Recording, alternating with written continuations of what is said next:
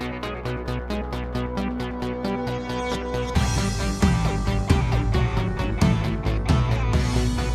welcome back to Comic Frontline, everybody. I am Brant Fowler, aka the Gonzogoose, with you for a Marvel Legacy review. We're talking X-Men Gold, issue number 13, Mojo Worldwide Part 1. This is the first part of the crossover between X-Men Gold and X-Men Blue.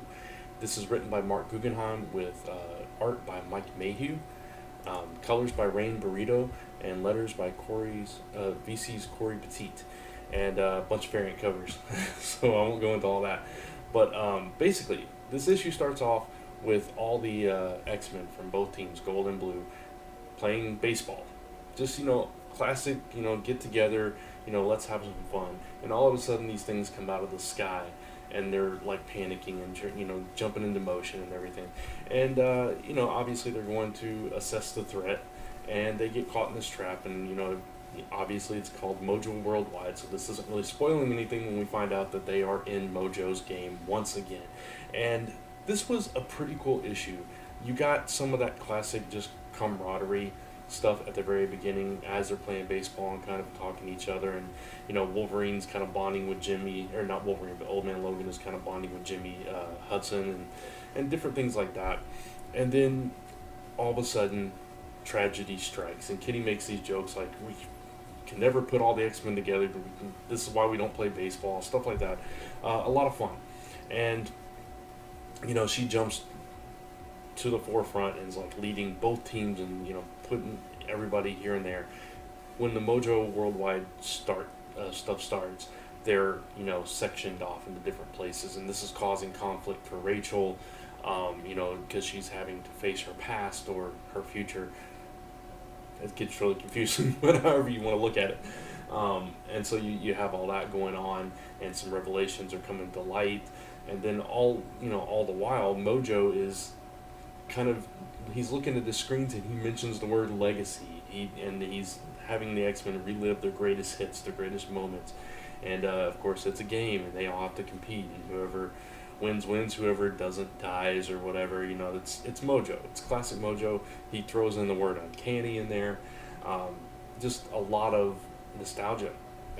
Even that word was thrown in there. So a lot of fun, this issue. It was a great start to this arc. It felt, again, like classic X-Men stories here. And I'm really looking forward to this crossover just because of this. And it was a great way to start off Legacy, because this is a classic X-Men villain. This is a classic thing that would happen to the X-Men, being hoisted off to Mojo World and all that. So it was a great way to kick off the legacy of the X-Men here. The art, I thought, was really nice. So nice, in fact, that at first glance, just looking at it, I thought it was like 3D modeling, like Poser and stuff. I looked up, it's Mike Mayhew. At first I didn't realize who the artist was. It's Mike Mayhew. He's a painter. He does these in-depth paintings, and I looked up actually his process.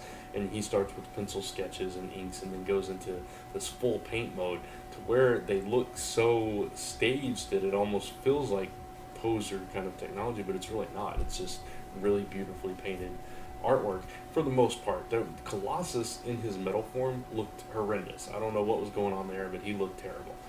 There were a couple of characters like that, but for the most part, the art was really solid all throughout this issue. A little stilted, if I'm being completely honest. So, a little bit off for that. It could have been a little bit more dynamic, but, as far as the beauty factor, it was beautiful art to look at. Overall, I thought this was a fantastic opening to the story, a fantastic lead into X-Men, the legacy of X-Men for Marvel Legacy. And, it was just another great X-Men Gold story. They've been kind of floundering a little bit since that beginning, which was much stronger, and then they kind of floundered a little bit, and it feels like they found their footing again.